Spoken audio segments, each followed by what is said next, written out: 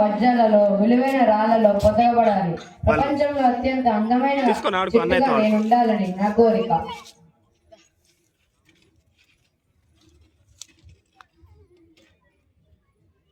నేను చాలా పెద్ద ఓడగా అవ్వాలనుంది. నాకు అత్యంత శక్తివంతమైన జల ప్రయాణాలంటే ఇష్టం. ప్రపంచంలో ఉన్న అత్యంత శక్తివంతమైన ఓడగా ఉండాలని నా నేను చాలా పొడుగుగా పెరగాలని ఆశపడుతున్నాను. ఎప్పుడైతే ప్రజలు ఆగి నా వైపు చూస్తారో పరలోకానికి వారి కళ్ళు పైకెత్తుతారు, దేవుని గురించి ఆలోచిస్తారు. నేను ప్రపంచంలోనే ఎత్తైన చెట్టుగా అవుతాను. ఇలా ఈ 3 చెట్లు కూడా తమ కోరికలు చెబుతాయి. సంవత్సరాలు గడిచిపోతున్నాయి. సూర్యుడు ఉదయిస్తున్నాడు.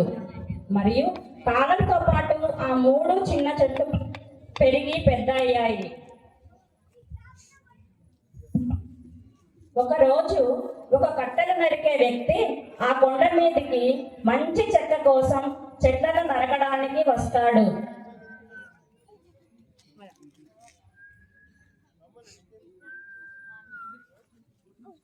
ఈ చెట్టులో ఎటువంటి లోపం లేదు, నేను చెట్టు నరుకుతాను.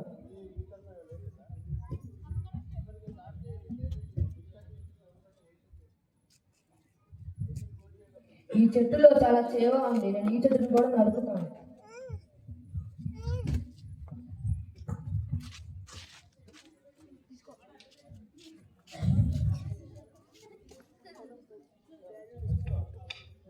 ఈ చెట్టు చాలా పొడవుగా బలముగా ఉంది, నేను ఈ చెట్టును కూడా నరుకుతాను.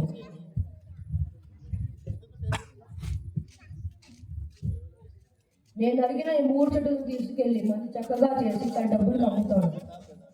చెట్లు నరికే వ్యక్తి ఆ చెట్లను వడ్రంగి వద్దకు తీసుకువెళుతుంటే ఆ చెట్లు తమ కల నెరవేరబోతుందని సంతోషపడుతున్నాయి. ఆ వడ్రంగి ఆ 3 చెట్లతో తనకు నచ్చిన విధంగా వస్తువులు తయారు చేస్తాడు. వాటిలో మొదటి చెట్టు తీసుకొని జంతువులకు ఆహారం వేసే తొట్టె తయారు చేసి దానిలో ఎండుగడ్డిని నింపుతాడు.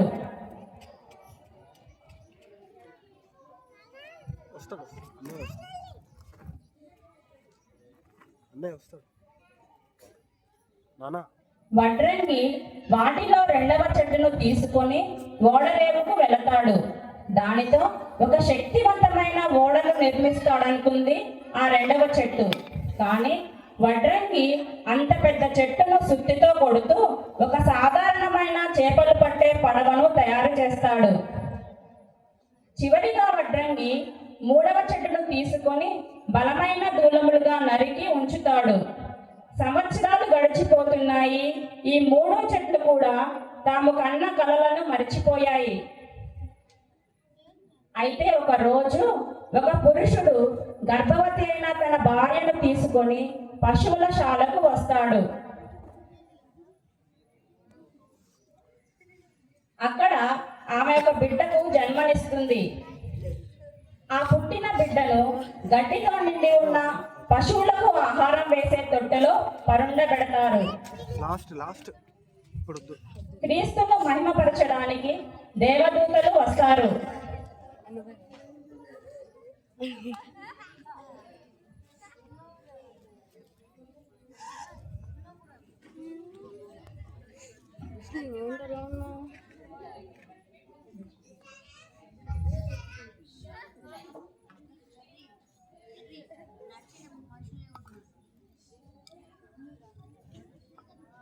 గొర్రెల కాపరులు సంతోషంతో గంతులు వేస్తూ ఆయనను ఆరాధిస్తారు. రాజు పుట్టైనయ్యా, రాజులకు రాజు పుట్టైనయ్యా, రారే చూడా మనం వెల్లుదామన్నయ్యా, రారే చూడా మనం వెల్లుదామన్నయ్యా, రాజులకు రాజు పుట్టైనయ్యా, రాజులకు రాజు పుట్టైనయ్యా. జ్ఞానులు సైతం విలువైన వస్తువులతో ఆయనను సందర్శిస్తారు.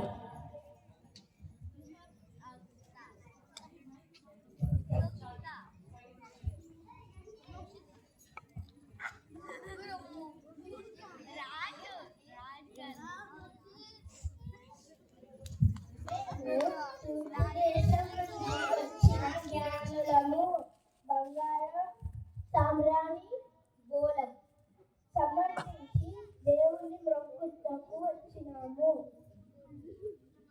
ఆ తొట్టే ఆ మొదటి చెట్టు మరియు ఆ శిశువే కన్యమరియ గర్భాన జన్మించిన బాలుడైన యేసుక్రీస్తు.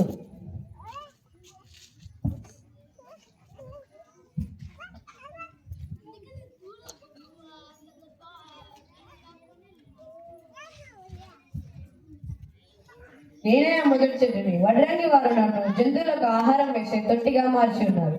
దేవునికి కుమారుడైన నా పశువుల శాలలో జన్మించాడు. నేనైతే ధననిధుల్లో ఉండాలని ఆశపడ్డాను. నాదెంతో చెడు ఆశ, కానీ ఈ ఘటన ఎంతో గొప్పది, ఎంతో ప్రభావితమైనది. ఈ శిశువు ఒక మహిమను చూచి అందులోనే గొప్ప నిధి ఉందని తెలుసుకున్నాను. అంత నిర్మలమైన నిధి వర్ణించలేనిది. కాబట్టి ఈ క్రిస్మస్ కాలంలో మనం కూడా మన రక్షణను నూతనీకరించుకుందాం. ధనం, పదవులు కాదు ముఖ్యమని తెలుసుకుందాం. ఆయనను ఆరాధించి జీవితంలో ప్రతి భాగంలో ఆయనను సింహాసనముపై నిలుపుదాం. ఒకరోజు సాయంత్రం ప్రయాణికుడు మరియు అతని స్నేహితులు చేపలు పట్టే పడవలో ప్రయాణం ప్రారంభించారు. వారు సముద్రంలోనికి సాగిపోతుండగా ప్రయాణికుడు నిద్రపోతాడు. అప్పుడు అకస్మాత్తుగా ఈదురుగాలులు, పిడుగులతో కూడిన వర్షంతో సముద్రంలోని అలలు ఎగసిపడుతున్నాయి.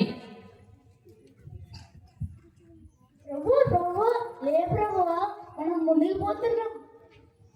లే ప్రభువా, మనం నశించిపోతున్నాం. లే ప్రభువా, లే లే ప్రభువా, లే.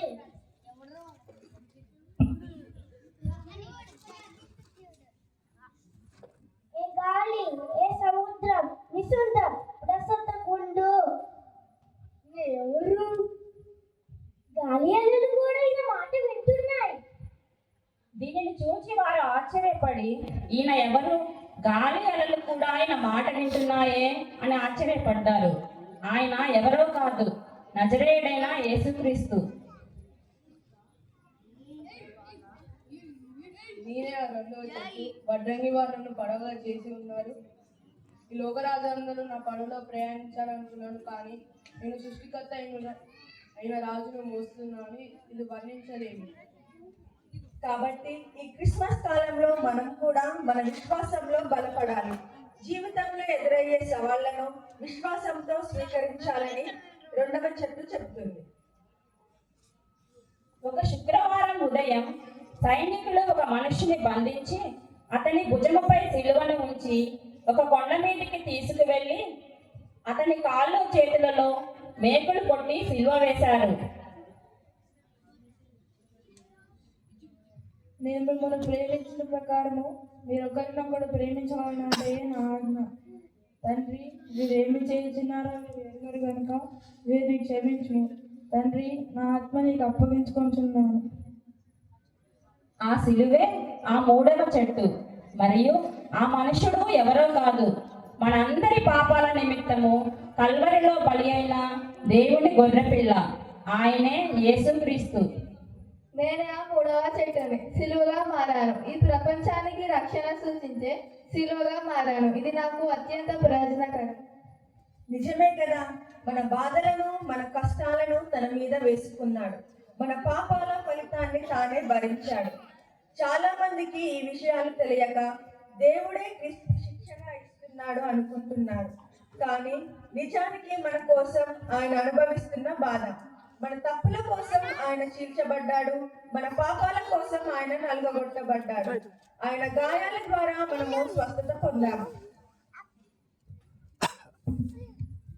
క్రీస్తు శిల్వ మరణం ద్వారా చూపిన ప్రేమ ప్రపంచాన్ని మార్చింది అని ఆ మూడవ చెట్టు అర్థం చేసుకుంది. ఆదివారం ఉదయం సూర్యుడు ఉదయించినప్పుడు భూమి ఆనందంతో కంపించినట్లుగా అనిపించింది. అదే యేసుక్రీస్తు పునరుద్ధానం. పునరుద్ధానమును జీవమును నేనే. నా యందు విశ్వాసం ఉంచువాడు చనిపోయినను బ్రతుకుతును. నేను మిమ్మును గూర్చి ఉద్దేశించిన సంగతులను నేను ఎరుగుదును. రాబో కాలమందు మీకు నిరీక్షణ కలుగునట్లుగా అవి సమాధానకరమైన ఉద్దేశములే కానీ హానికరమైనవి కావు. మీరు నన్ను వెదకిన ఎడల, పూర్ణ మనస్సుతో నన్ను గూర్చి విచారణ చేయుడెడల మీరు నన్ను కనుగొనుదురు. కాబట్టి క్రిస్మస్ అంటే కేవలం యేసు పుట్టిన పూరిపాక, గొర్రెల కాపరులు, జ్ఞానుల యొక్క కథ మాత్రమే కాదు. నిజమైన క్రిస్మస్ అంటే ఆయన శిలువపై చూపిన ప్రేమ, త్యాగం, రక్షణ. కాబట్టి ఈ క్రిస్మస్ కాలంలో మనలను బాధించు వారిని క్షమించుదాం, తెగిన సంబంధాలను సరిచేసుకొని ప్రేమను పంచుదాం. చివరిగా ఈ 3 చెట్లు ఈ లోకానుసారంగా ఆశించాయి, కానీ వాటి పట్ల దేవుని ప్రణాళికలు అత్యంత విలువ తెచ్చేవిగా ఉన్నాయి. బైబిల్లో ఇర్మియా గ్రంథం 29వ అధ్యాయం 11లో ఉన్న వాక్య ప్రకారం దేవుడు ఈ విధంగా చెబుతున్నాడు: నేను మిమ్మల్ని గూర్చి ఉద్దేశించిన సంగతులను నేను ఎరుగుదును. రాబోవు కాలమందు మీకు నిరీక్షణ కలుగునట్లుగా అవి సమాధానకరమైన ఉద్దేశములే కానీ హానికరమైనవి కావు. ఈ వాగ్దానము చేసిన దేవుడు నమ్మదగినవాడు. కాబట్టి ఆయన చిత్తానుసారం నడుద్దాం, దేవుని మహిమపరచుదాం. మీ అందరికీ ముందుగా క్రిస్మస్ మరియు నూతన సంవత్సర శుభాకాంక్షలు. Happy Christmas. That was an amazing performance played by our